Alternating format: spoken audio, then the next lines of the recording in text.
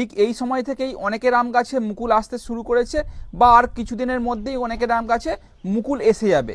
এই সময়ে সবারই একটি সাধারণ সমস্যা, আম গাছের মুকুল তো গাছ ভর্তি করে আসছে, কিন্তু এই সময়েই বেশিরভাগ ছাদ বাগানীদের একটি সাধারণ সমস্যা হচ্ছে গাছ ভর্তি করে মুকুল আসছে কিন্তু সেই মুকুল ঝরে পড়ে যাচ্ছে বা কালো হয়ে যাচ্ছে বা আমের গুটি ছোট ছোট অবস্থায় ঝরে পড়ে যাচ্ছে। আজকের ভিডিওতে এই সমস্ত সমস্যার সমাধান এই শর্ট ভিডিওর মাধ্যমে আপনাদের সামনে তুলে ধরব।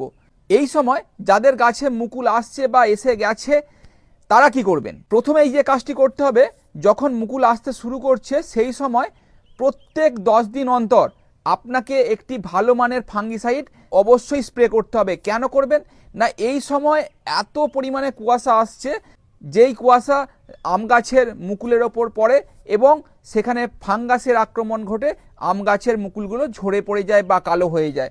তাই এই সমস্ত সমস্যার সমাধান করতে হলে আপনাকে প্রথমেই কি করতে হবে, প্রত্যেক 10 দিনে একটি ভালো মানের ফাঙ্গিসাইড রিডোমিল গোল্ড বা অ্যামিস্টার টপ এগুলো ব্যবহার করতে পারেন। রিডোমিল গোল্ড হলে 1 লিটার জলে 2 গ্রাম আর অ্যামিস্টার টপ হলে 1 লিটার জলে 1 ml। আজকের ভিডিওটা একটু লেন্দি হতে পারে কিন্তু অবশ্যই দেখবেন, কারণ আম গাছে যদি প্রচুর পরিমাণে ফলন পেতে চান আজকের ভিডিওটি খুবই গুরুত্বপূর্ণ।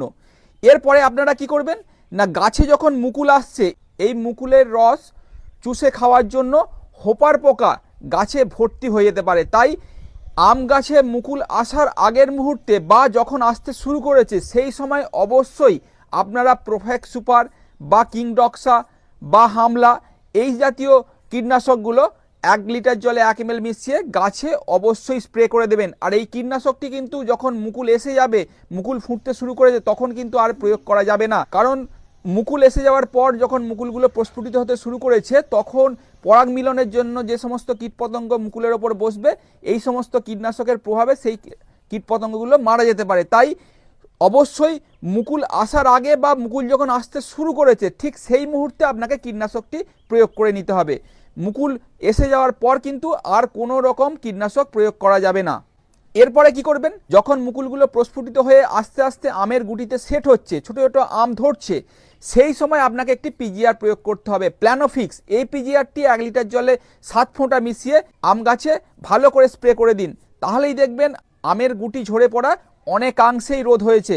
এই প্ল্যানোফিক্স পিজিআরটি অবশ্যই আম গাছে প্রয়োগ করতে ভুলবেন না যদি আপনার ছাদ বাগানে বা মাটিতে বসানো আম গাছে ফলন বৃদ্ধি করতে চান। আর যেহেতু এই সময় প্রত্যেক দিনই কুয়াশার চাদরে চারিদিক ঢেকে যাচ্ছে, তাই কুয়াশার সঙ্গে ধূলিকণা মিশিয়ে গাছে কিন্তু ফাঙ্গাসের আক্রমণ ঘটতে পারে। তাই আমি আগের ভিডিওতে যেটা